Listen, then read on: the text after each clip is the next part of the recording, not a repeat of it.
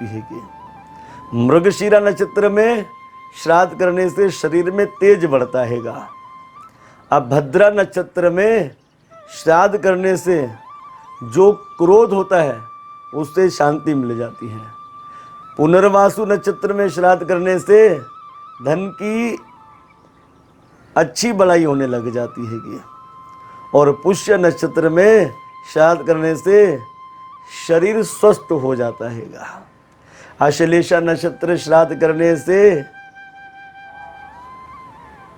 धीर स्वभाव वाले पुत्र का जन्म होता हैगा।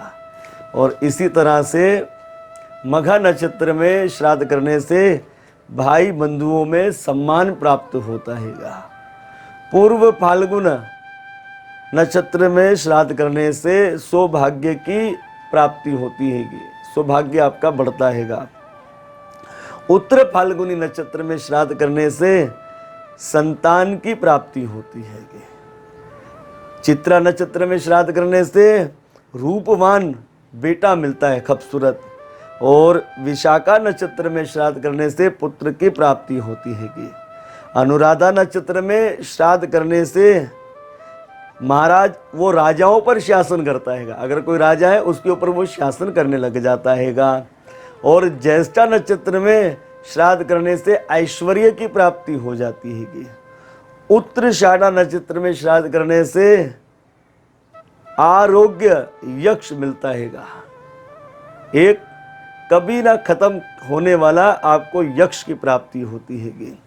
उत्तराषाढ़ा नक्षत्र में श्राद्ध करने से मनुष्य को शोक रहित होकर पृथ्वी पर घूमता रहता है। किसी प्रकार का कोई शोक दुख नहीं होता, पृथ्वी पर खूब ठाठ से घूमता हैगा। अभिजीत मुहूर्त में श्राद्ध करने से, नक्षत्र में श्राद्ध करने से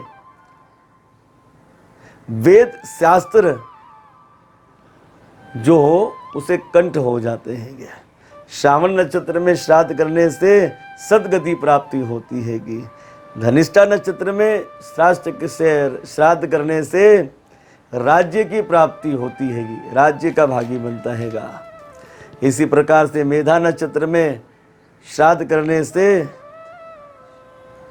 उसके जो मुश्किल से मुश्किल कार्य होते हैं वो पूर्ण हो जाते हैं, उसमें सफलता मिलती है। पूर्व भद्रा पदा नक्षत्र में श्राद्ध करने से बहुत से बकरे भेड़ मिलते हैंगे।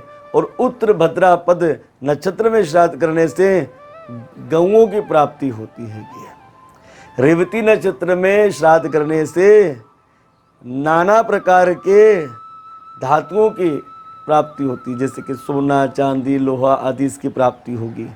अश्वनी नक्षत्र में श्राद्ध करने से घोड़ों की प्राप्ति मिलती है, घोड़े बढ़ते हैंगे। भारिणी नक्षत्र में श्राद्ध करने से उत्तम आयु प्राप्त होती हैगी, उम्र बढ़ती है। इस प्रकार से श्राद्ध में जो हमारे खास पितृ बताए गए उनके विषय में आप सुन लीजिए। हमारे पूर्वज कौन हैं?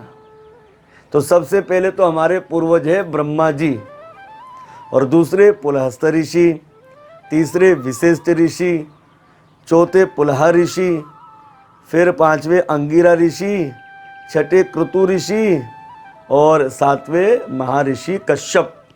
ये हमारे 7 ऋषि पित्र हैं जो हमारे धर्मशास्त्रों में बताए गए हैं। इस प्रकार से आप सब भक्तों को श्राद्ध की जानकारी मिली, इसलिए आप सब भक्त अपने पूर्वजों का श्राद्ध कीजिए, उन्हें श्रद्धांजलि दीजिए। ये कोई बनावटी बात नहीं है।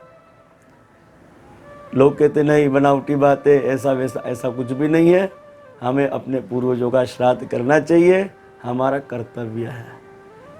पितृ क्षण और देव क्षण ये हमें पूर्ण करना चाहिए, इससे हमारा जीवन सफल होता है। और एक बात मैं आपको और बताता चलूँ, ये घर में किड़पिड़ होना, धन का लाभ नहीं होना, रोग ज़्यादा आ जाना, ये पितृदोष ही बताया गया है। ये पितृदोष है। यदि आप सब भक्तों को भगवान की कृपा प्राप्त हो तो आप सब भक्त अपने पूर्वजों के लिए श्रीमद् भागवत कथा कीजिए हो सके तो गया जी में जाकर अपने पूर्वजों का पिंडदान दीजिए। अब ऐसा नहीं है कि गया जी में श्राद्ध देकर पिंडदान देकर आ गए तो बोले पूर्वजों से पिंड छूट गया, ऐसा नहीं है। गया जी में श्राद्ध किया, उनका पिंड दिया, लेकिन इस कार्य को रोके मत। हर श्राद्ध पक्ष में आप कोई कार्यक्रम करना चाहिए। और आपको पता है कि श्राद्ध पक्ष के अंदर हमारे पूर्वजों को श्री भगवान यमराज जी उन्हें छोड़ देते, छुट्टी दे देते हैं कि जाइए 16 दिन के लिए आप लोग अपने अपने घरों में चले जाइए। तो वो घरों में आते हैं आपके, और जब आप श्राद्ध नहीं देते तो आपको कोस कर चले जाते हैं। इस प्रकार से हमें अपने पूर्वजों का कार्यक्रम करना चाहिए। अब कुछ लोगों का प्रश्न ऐसा भी है, वो कहते प्रभु ये बताइए कि श्राद्ध पक्ष में देव पूजा क्यों बंद हो जाती, क्या देवता सो जाते हैं? तो देखिए भैया, पूर्वज और देवताओं में अंतर है। देवता बड़े हैं, पूर्वज छोटे हैं। और कोई भी छोटा आदमी अपने बड़े के सामने अपना पूजन नहीं करा सकता। तो होता ये है कि जब भगवान अर्यमा उन्हें छुट्टी देते हैं, जाओ 16 दिन की आपकी छुट्टी है, तो जब वो हमारे घरों में आते हैं हमारे पूर्वज, तो उस समय देवता कहते हैं कि देखो हम पर्दा कर रहे हैं, अब हम जा रहे हैं, अब आप पितृदेव आप ही यहाँ पर रहिए और ठाठ से अपना पूजन करवाइए। तो इस प्रकार से देवता घरों से चले जाते हैं और पितृदेवों का घरों में वास हो जाता हैगा। तो ऐसा नहीं कि देवता में छोड़कर चले गए, ये अपराध वो अपराध, ऐसा कुछ भी नहीं हैगा। इसी तरह से कोई भी छोटा आदमी अपने बड़े के सामने अपना पूजन आदि नहीं करवा सकता। कभी भी शिष्य अपने गुरु के सामने अपना पूजन नहीं करवा सकता हैगा। गुरु तो गुरु ही है, शिष्य तो शिष्य ही होते हैं। तो शास्त्रों के अनुसार सब जानकारी आप सब भक्तों से मिली। भगवान की कथा ना कभी पूरी होती है ना कभी अधूरी होती है। जो सुनने में मिल जाए उसमें आनंद लीजिए, अपने जीवन को सबल बनाइए। और दास से कुछ कहने में अपराध हो गया हो तो अपना सेवक समझकर दास को क्षमा कर देना। जय जय सीताराम। हरे कृष्णा कृष्णा कृष्णा हरे हरे, हरे राम राम राम हरे हरे।